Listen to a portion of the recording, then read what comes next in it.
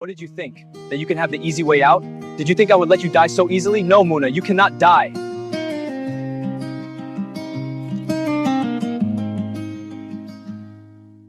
Look at this pole I set up. I did it so that I could be rescued. And a few minutes ago, I to the forest to hunt for food so I wouldn't die of hunger.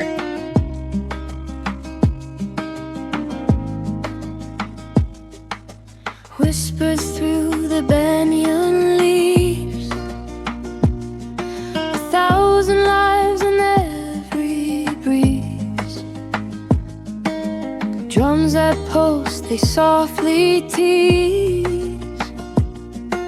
Time folds the stories we echoes rise, they call us near through shadowed past. The path is clear. Legend tales the heart can hear. A world reborn in every tear. Muna didn't want to give her parents a reason to worry, so she replied while sounding very happy, "I'm doing really good. Kim Junseo isn't as bad as I thought, and he has been very nice and caring towards me. He is going for a business trip in Busan and asked me to come with because he is going to be lonely, so I won't be in Seoul for a while. I will enjoy myself as much as I can and tell you all about it when I get back, I promise." Muna's father felt so relieved when he heard how she sounded. He had been extremely worried ever since Muna got married to and moved in with Kim Junseo. He was constantly plagued with guilt because he believed that his daughter was suffering somewhere for no reason while he couldn't do anything for her despite having so much. Muna's mom sent her greetings to Kim Junseo, and they finally said goodbye before Muna ended the call.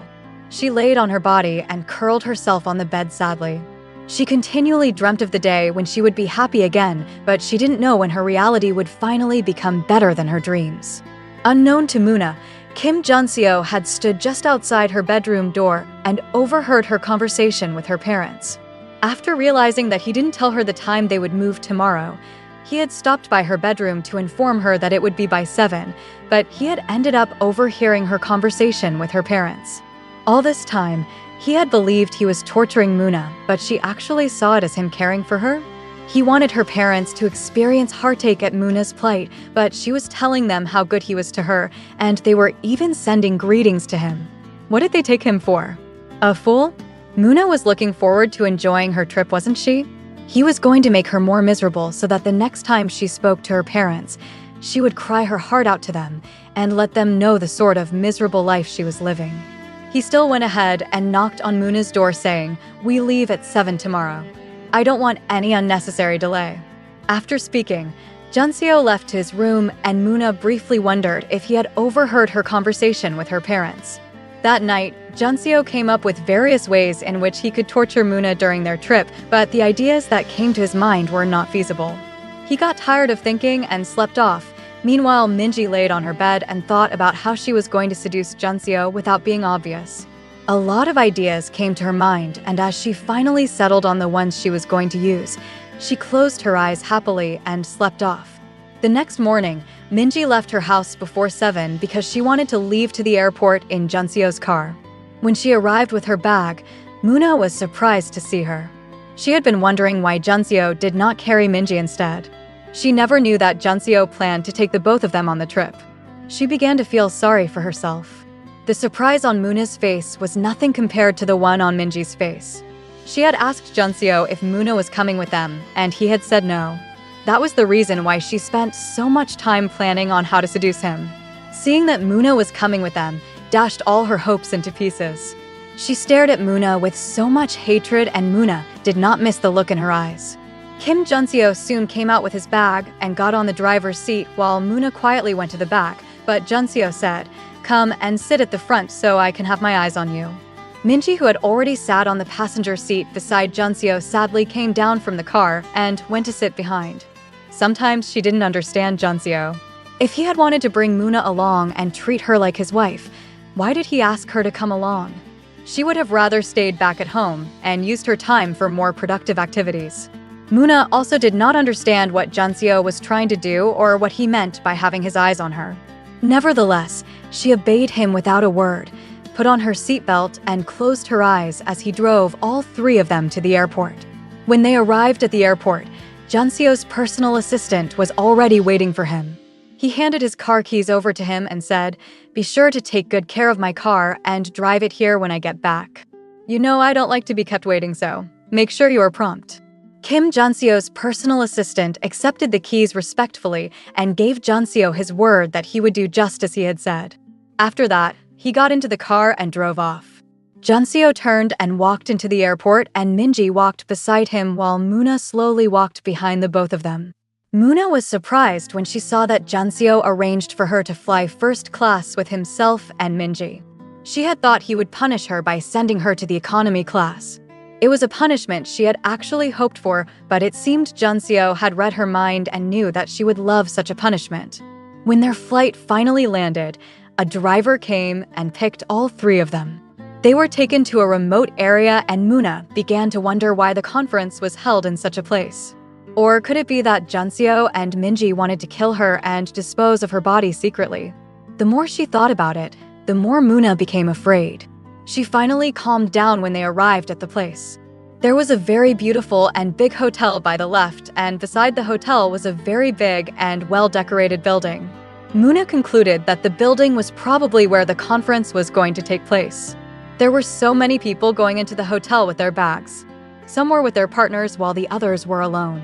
By her right, Moona could see a big cliff, which was obviously a part of the big building since it was only a walking distance from it. From where she stood, she had a very beautiful view, and she knew that if she went closer to the top of the cliff, she would see even better. If she had come here with Miho, she would have loved to take so many pictures. Kim Junseo gestured for them to follow him into the hotel.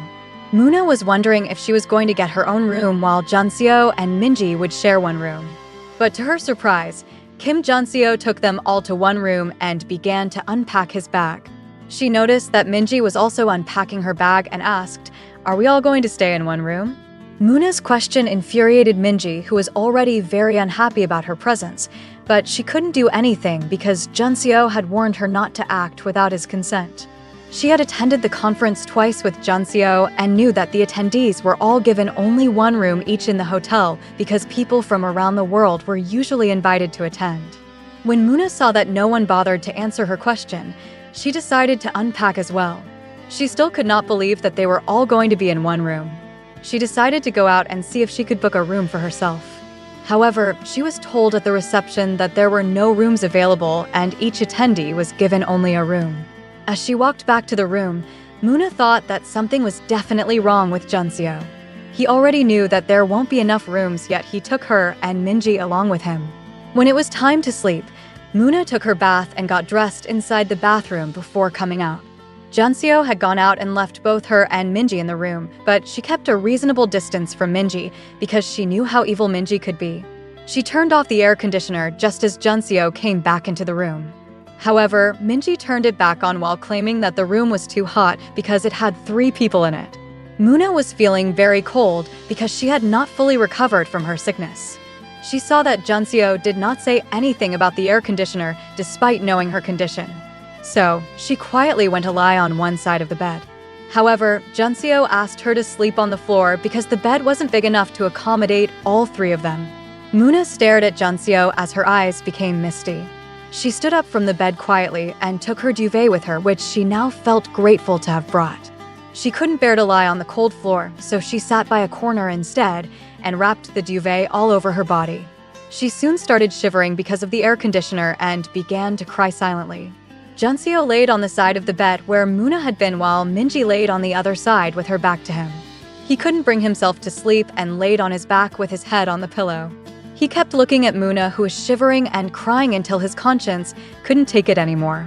He had deliberately brought Moona here to make her suffer, but seeing her crying and shivering disturbed him a lot. He stood up from the bed and turned off the air conditioner, after which he opened the door and went out. Minji turned when Junseo stood up from the bed, and she quietly watched him turn off the air conditioner and leave the room. She told herself that she had to quickly do something about Moona because she was slowly softening Junseo's hatred towards her. Junseo came back later in the night when everyone else had slept off. He stared at the sleeping Moona for a while before finally drifting off to sleep. The next morning, Muna woke up very late because she had found it difficult to sleep. She kept waking up and sleeping back because of the uncomfortable position which she was in. She realized that Junseo and Minji were already dressed for the conference. Junseo wore a black suit and looked really handsome in it, while Minji wore a black gown which complimented him. Muna felt like she would be the third wheel among them and didn't want to go, but Junseo said, "Make sure I see you at the conference." She sighed and went into the bathroom to freshen up. After that, she called room service and ordered for her breakfast. She noticed that Junseo and Minji did not have theirs, but she was already late, so there was no need for her to deprive herself of the most important meal of the day. She got ready after eating. And as usual, she wore a simple gown, a moderate heeled sandal, and a simple makeup. The color of her gown was red, and she let her long hair fall just like Miho always liked. She slowly made her way to the hall where the conference was being held. However, when she got there, the security refused to let her in. They asked her to show her invitation, and she told them that she came with her husband. They asked her the name of her husband and what he wore, and she told them immediately. One of the security men then went inside to find out the truth. After a while, Junseo came out. He stared at Muna for a while and took her to the side. "I want you to wait here for me until the conference is over," he told her. Muna was surprised, but what shocked her even more was when he turned to the security men and said, "My wife is already inside. I don't know who this woman is." The security men told her to leave after Junseo denied her and went inside. The conference was still going to run for 2 hours more. How was she supposed to wait out here for 2 hours when he could have just taken her in? She decided that her time would be better spent sleeping and left. When she got to their hotel room, she realized the door's lock was an automatic one and could only be opened from the inside or with a key card, and Junseo was with a key card. She sighed in frustration and decided to go back and wait for Junseo outside the conference hall. At least, she would prevent any unnecessary fight by doing that. She went back and waited for almost 2 hours. She soon got tired of standing and decided to take a stroll. She walked toward the edge of the cliff and was surprised to see that down below it was a big sea of water. It was really frightening. However, the cool breeze she felt on her face made her feel a lot better. She looked straight ahead and the scenery was so beautiful. She suddenly remembered Miho and the first time he took her out on a date. They had spent the whole day together going to different places, and finally he had taken her to the edge of a cliff so they could watch the sunset. It was such a beautiful sight. She had been so moved back then that she felt like crying. Muna became so engrossed in her remembrance that she didn't realize the conference had come to an end. Minji came out before Junseo did and quickly spotted Muna at the edge of the cliff. She stared at her with so much hatred, and an evil idea came to her mind. She looked around and noticed that the few attendees who had come outside were busy greeting each other, so she walked towards Muna while being careful not to make a sound.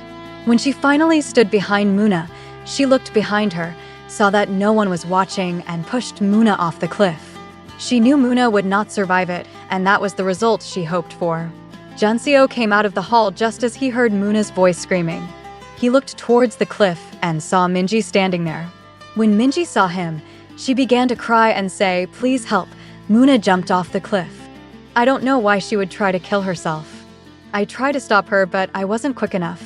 Junseo opened his eyes in shock. He moved to the edge of the cliff and looked down. He could see Muna struggling inside the water, and without thinking, he took off his jacket and jumped off the cliff. Muna stood at the edge of the cliff thinking about her moments with Miho. She treasured those moments because she knew that they were made during the best time of her life. While she was still reminiscing, she felt a hand push her violently from behind. She didn't get the opportunity to see who it was as she screamed at the top of her voice. She plunged into the water with a heavy force and struggled for her life. She had never felt more afraid before. It wasn't like she didn't know how to swim. She had learned how to swim a long time ago, but she was so consumed by fear that she found herself drowning. She was still struggling when she heard the sound of someone else plunging into the water. She didn't know who it was and didn't get the chance to see. She slowly stopped struggling and began going down into the water. She knew that this was the end and felt very heartbroken. She didn't want to die. What would happen to her parents if she died here? Her body was going to become fish food and her parents would never get closure. What about Miho? Her beloved Miho. He would be completely devastated. Her last thought just before she gave up was a silent wish for those who loved her to be able to cope with her demise.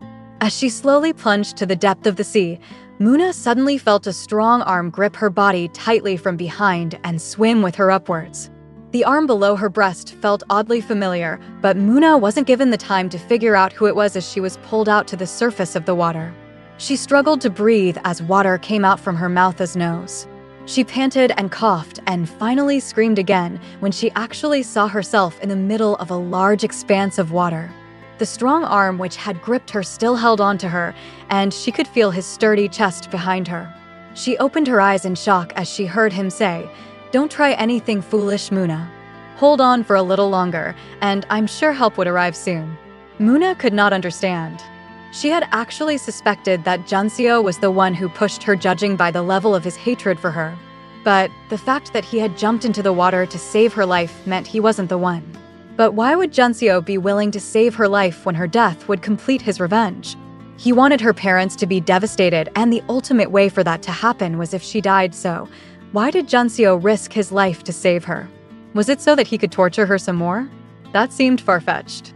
They waited for help to arrive while Junseo still held on to Muna, but suddenly the water became disturbed and the waves began to toss them about.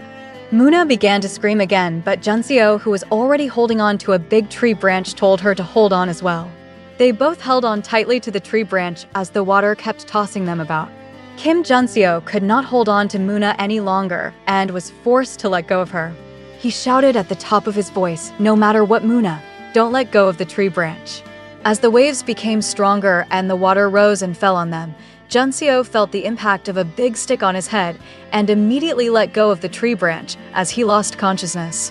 Muna saw Junseo slowly going down the water and left the tree branch to try and help him. However, the wave tossed her body violently and she ended up hitting her head on the tree branch. The last thing she saw before she closed her eyes was dark, and it completely engulfed her. Minji stood at the top of the cliff, completely horrified as Junseo jumped into the water. She watched him swim deep into the water, and that was it. There was no sign of him anymore. She began to call out his name, Junseo, Junseo, but there was no answer or any other sign of him. Jumping from such a height and into a big sea like that was suicide. How could Junseo disregard his life like that? Why did he not think about what his death would do to her?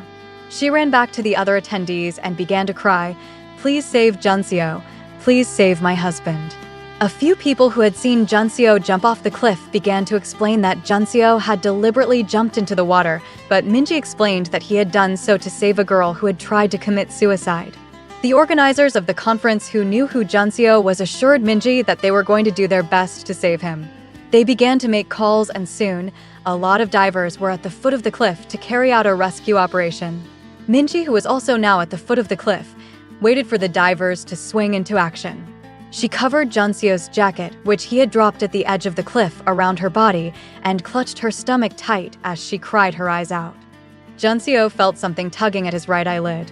He wanted to get it off, but he was feeling completely listless. He ignored the sensation that was caused by the tugging, but then felt a sharp sting on the right eyelid. He screamed and instinctively held his right eye, but he discovered that he had been pinched by a little crab and smashed it with his hand. His body was covered with debris, and some of them stuck to his white shirt. He took them off one after the other just as he loosened his blue tie. It suddenly occurred to him that nothing was natural. He looked around him and realized he was on a beach. Behind him was a thick forest with rocks in front of it, and in front of him was a big blue sea. He looked up and saw that the morning sun was shining and recalled everything that happened. He stood up immediately and opened his eyes in shock. He checked his wristwatch, but it had stopped, and he knew it was because of the water. He looked around him again and couldn't find Muna.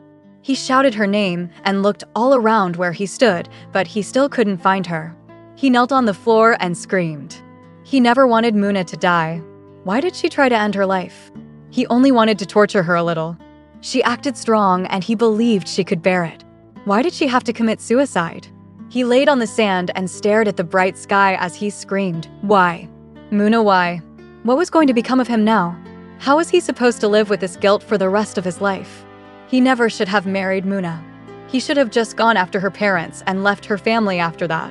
Or better still, He should have taken Muna into the conference hall. If she was with him, she wouldn't have jumped off the precipice and she would have still been alive. She must have probably sunk into the bottom of the sea and become fish food by now. He wasn't faring any better either. He was in a place that looked like an island, but he had no idea where he was exactly. He didn't know if they were wild animals inside the forest which could come out at any time. He didn't even know if boats or ships ever made it to this side. He could very well be stranded here for the rest of his life. He hoped for a very big miracle and wished someone would rescue him. He moved towards the rock and leaned his back on one of them helplessly. Minji was his last hope. He knew he didn't treat her so well, and that's probably because he is really messed up. From the day he had seen the dead bodies of his family members, something in him had died. He grew up with so much anger and hate in his heart. He was an oddball while growing up. Even in school, he kept to himself and refused to make friends or take part in any fun activities. A few girls took interest in him and tried different ways to get his attention. Some tried to flirt with him, some wrote love letters to him, and still some came directly to ask him out, but he was rude to all of them. He turned down their requests in the most insensitive ways and never smiled at anyone. He had one goal, and that was to become richer than the Jacksons and take them down. He was hopeful that his life would be much happier the day he achieved that.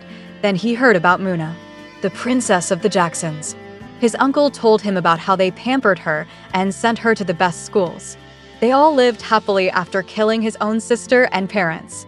He had saved many of Muna's pictures, which he found online, and thought of several ways to make her and her parents miserable.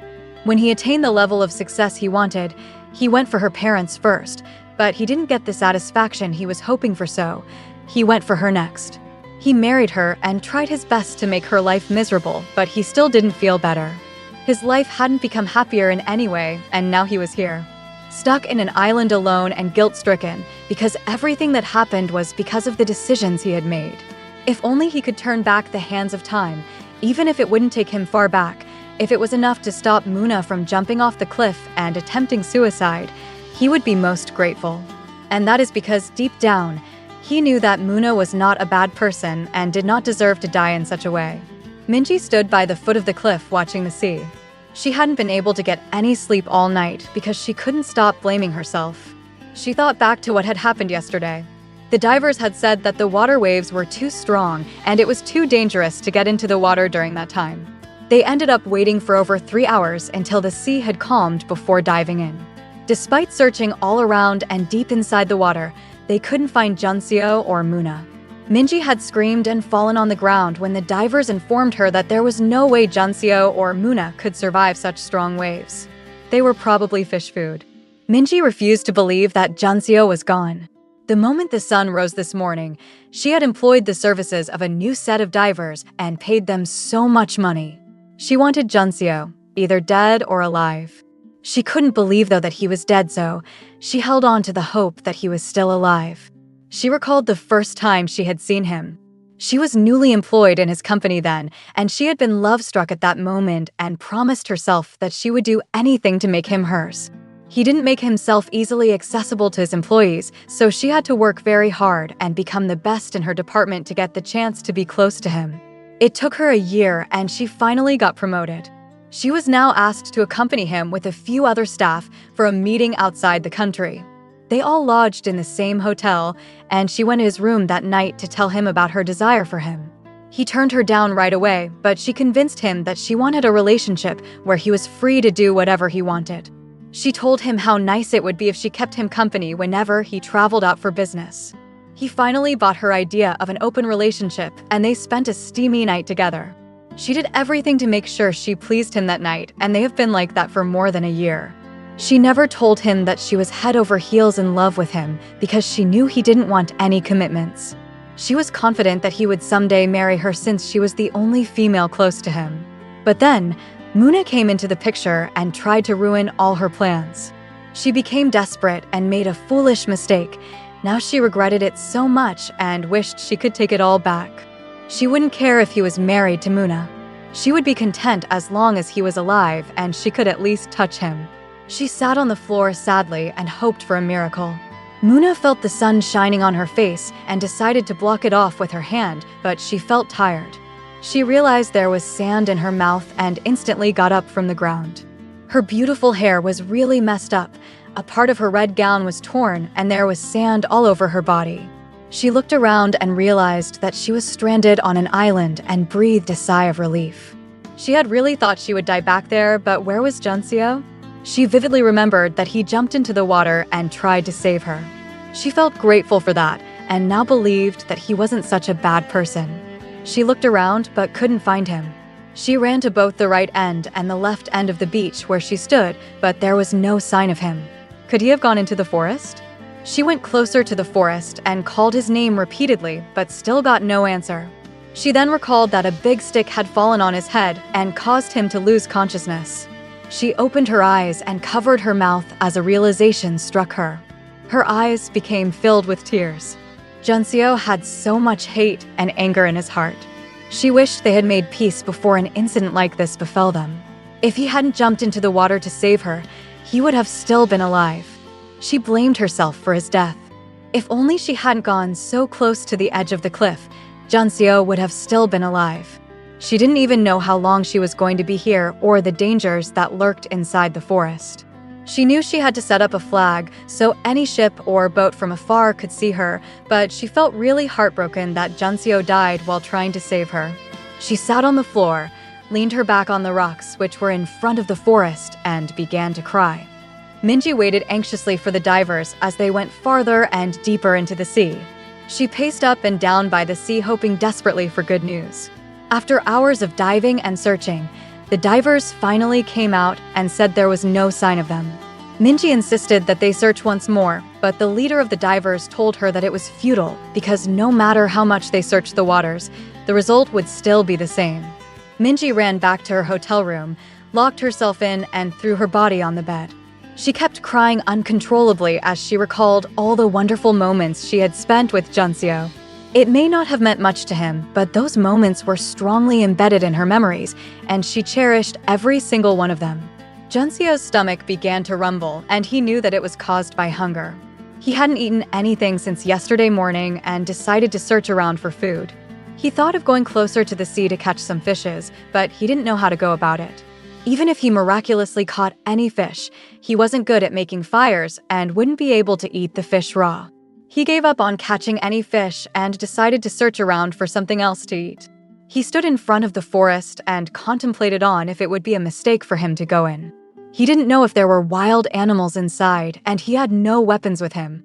Having a bigger body meant that his reflexes weren't so fast, so what if he went in and a wild animal snuck up on him? Instead of finding food, he might end up being animal food. He gave up the idea of entering into the forest and walked back to the beach. At this rate, he was going to die of hunger before anyone managed to find him. And that's if anyone was even looking for him. He decided not to lose hope. Even if he didn't treat Minji so well, he always satisfied her in bed, and their steamy moments were always sweet. He needed to at least believe that she would leave no stone unturned in searching for him. She was the only hope he had at the moment because he didn't inform most people about his journey to Busan. Not even his uncle. After pacing up and down and thinking for a while, an idea suddenly popped into his head. If this was an island, then it meant that there was a beach on the sides. Perhaps he may find a boat there, or there might be something for him to eat. The part of the island where he was at seemed really deserted. He doubted if boats or ships ever came to this side. Rather than wait around for hunger to claim his life, he decided to go around the island and see what he could find.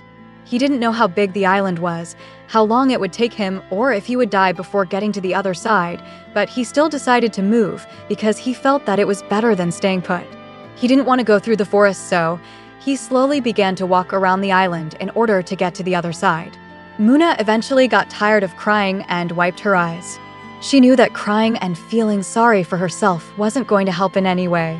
She was feeling very hungry because it was already afternoon and she hadn't had anything to eat. She stood up from the ground and decided to do something about her situation. She looked at the sea, and the first thing that came to mind was to catch some fishes, but she wanted to make a fire first. She recalled how Miho had done it once when they camped outside during her college days. She took 2 stones and struck them against each other repeatedly. She became excited when she began to see the sparks. Now that she was sure she could start a fire, She decided to search around for some dry sticks and leaves. She went to the entrance of the forest and picked up little dry sticks. She noticed some other bigger and longer sticks stacked by the side and realized that she wasn't the first person to be stranded on this island. She suddenly became really hopeful. If that person was able to find his or her way out of the island, then she could do it as well. Once she was out of here, she would perform a proper burial for Junseo as his wife, even though their marriage was meaningless. After that, she would reunite with her Miho and her life would once again be filled with joy. With this determination, she suspended making a fire for the time being and decided to put up a sign so she could easily be found. She tore off a part of her red gown, took out one of the sticks, and tied the red piece of cloth on one end of the stick like a flag. After that, in the middle of the beach, she dug a deep hole in the ground using her hands.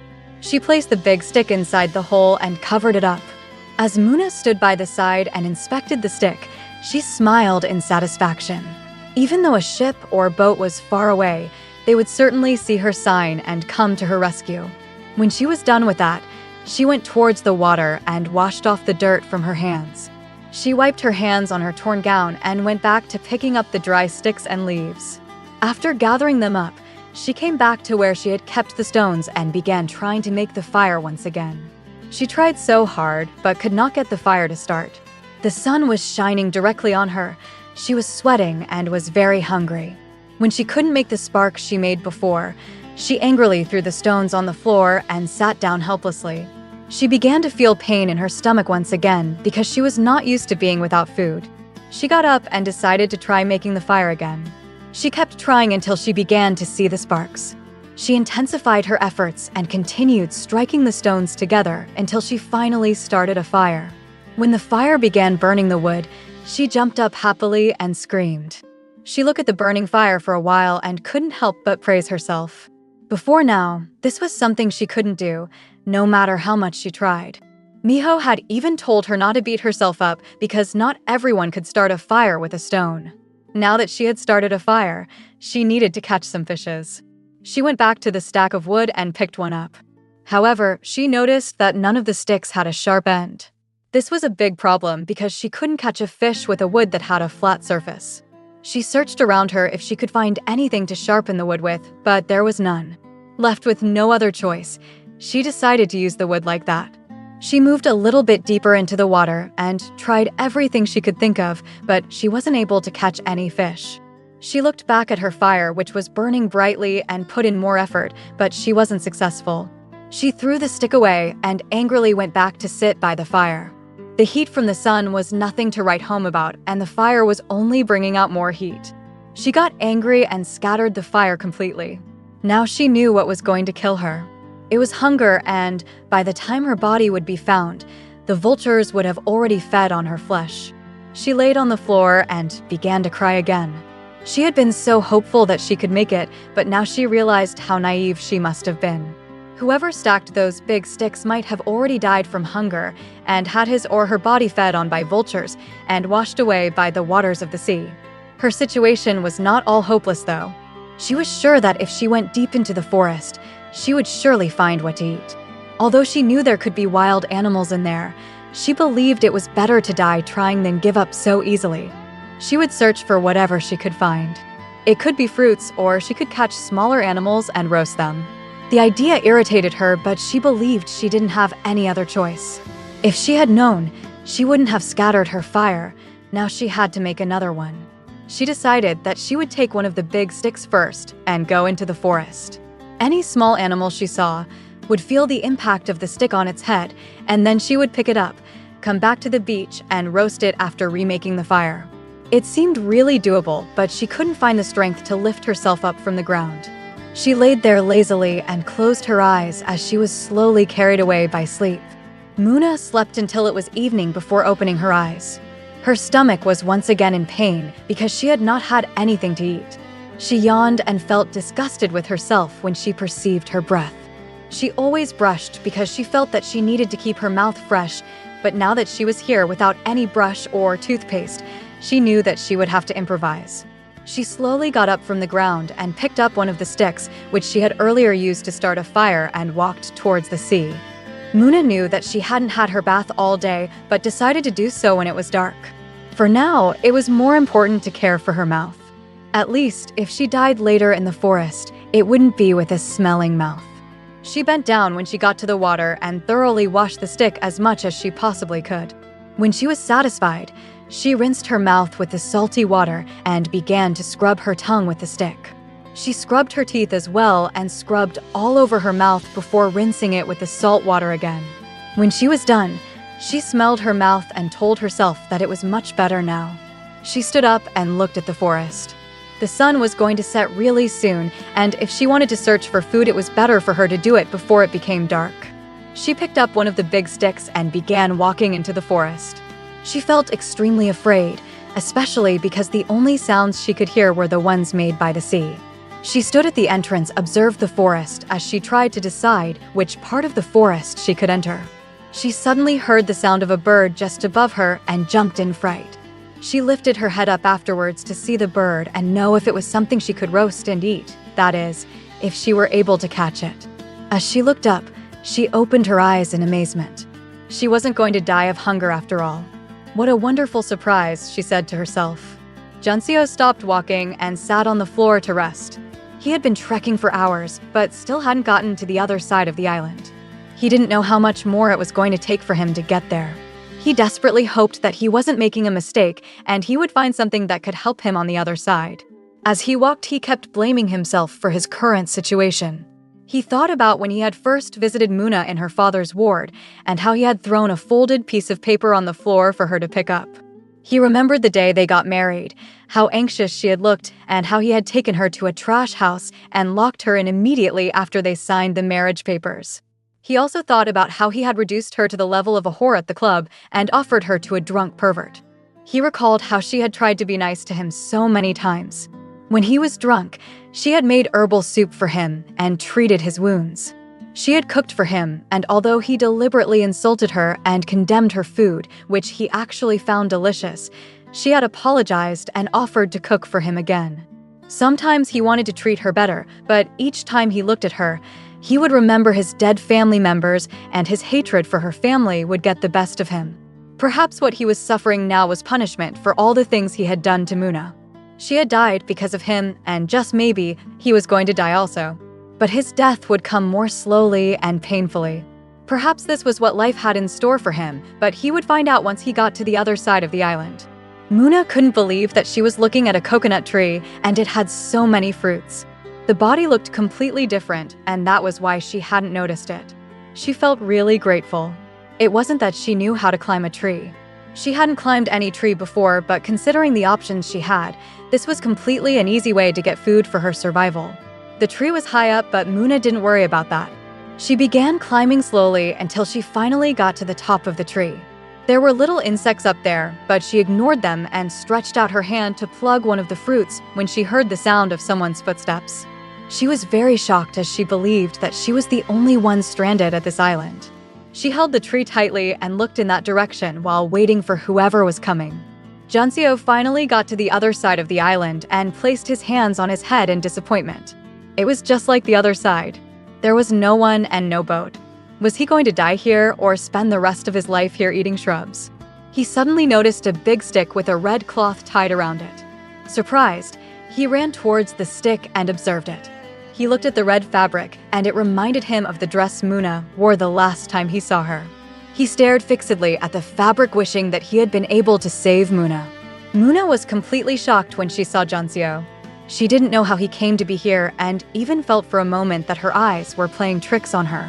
She completely forgot about her hunger, quickly came down from the tree and began running towards Junseo. Junseo heard the sound of someone running towards him and warily turned his head towards the direction of the sound. To his surprise, he saw Muna running towards him. "Muna!" he screamed happily just as she ran towards him, and they both hugged each other. They hugged for a while, each happy that the other was still alive. But they suddenly came to their senses and broke apart. Junseo pointed his finger angrily at Muna and said, "You little bitch. This is all your fault. If you hadn't tried to kill yourself, I wouldn't have made the mistake of jumping into the water to save you and ending up stranded on this god-forsaken island. What did you think? That you can have the easy way out? Did you think I would let you die so easily? No, Muna, you cannot die. You need to live so I can torture you for the rest of your life. Muna stared at Junseo as the happiness of discovering he was alive quickly turned into sadness. Was Junseo going to make her life miserable even when they were both stranded on a deserted island? I am not a weak woman, Junseo, Muna replied. I don't know what gave you the impression that I tried to kill myself, but that is not what happened. Junseo scoffed in disbelief and said, I guess you miraculously found yourself in the middle of the big sea, isn't it? Muna smiled bitterly and said, think about it, Junseo. I love my parents so much that I was willing to get married to a monster such as you so that they can live a peaceful life. I am the only child they have left, and if I were to die, my parents won't be able to bear it. So why would I do that to them? If I was selfish and only cared about my own pain, I would never have agreed to marry you. Look around you. Even while I'm stranded here, I am doing everything to survive because I need to get back to my parents. Look at this pole I set up. I did it so that I could be rescued. And a few minutes ago, I was about to go into the forest to hunt for food so I wouldn't die of hunger. If I had actually given up on living, would I be trying so hard to make it out of here alive? Junseo thought about it and realized that Muna was right. She was willing to give up on the man she loved and get married to him because she wanted to make her parents' life happy. She also endured everything he did to her because she didn't want him to end up taking out his anger on her parents. This showed that she wasn't a selfish person who would attempt suicide, so does that mean she fell off the cliff? He heaved a sigh of relief. It was better for him if Muna didn't have suicidal thoughts. He didn't want to second-guess himself each time he meted out punishment to her. Speaking in a calmer tone, he asked her, "Did you fall off the cliff?" "No, I didn't," Muna replied. "I stood at the edge of the cliff enjoying the beautiful scenery, but someone came from behind and pushed me with so much force.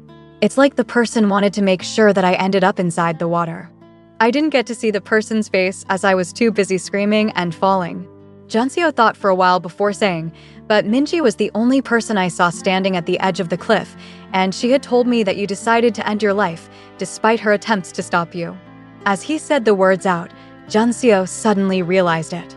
It was obvious that Minji didn't like Muna, so the fact that she was crying when Muna supposedly jumped off the cliff was already suspicious.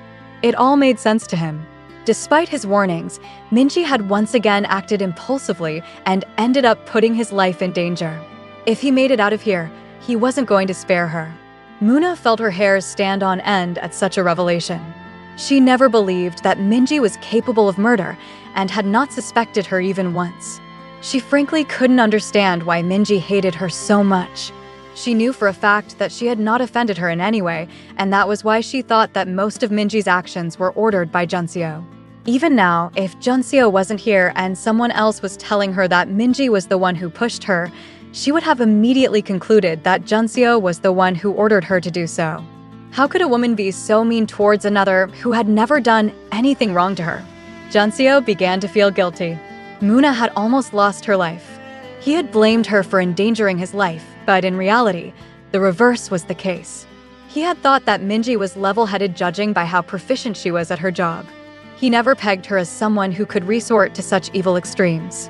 If he had known that she was capable of doing something like this, he never would have brought her with him to Busan. He could not believe that she was the one he was hoping on to rescue him. Now that he had miraculously found Muna, he needed to figure out a way for them to get off the island, because apparently, Minji was not as reliable as he had thought. Thanks for watching. Please subscribe to the channel. Like, share and comment below.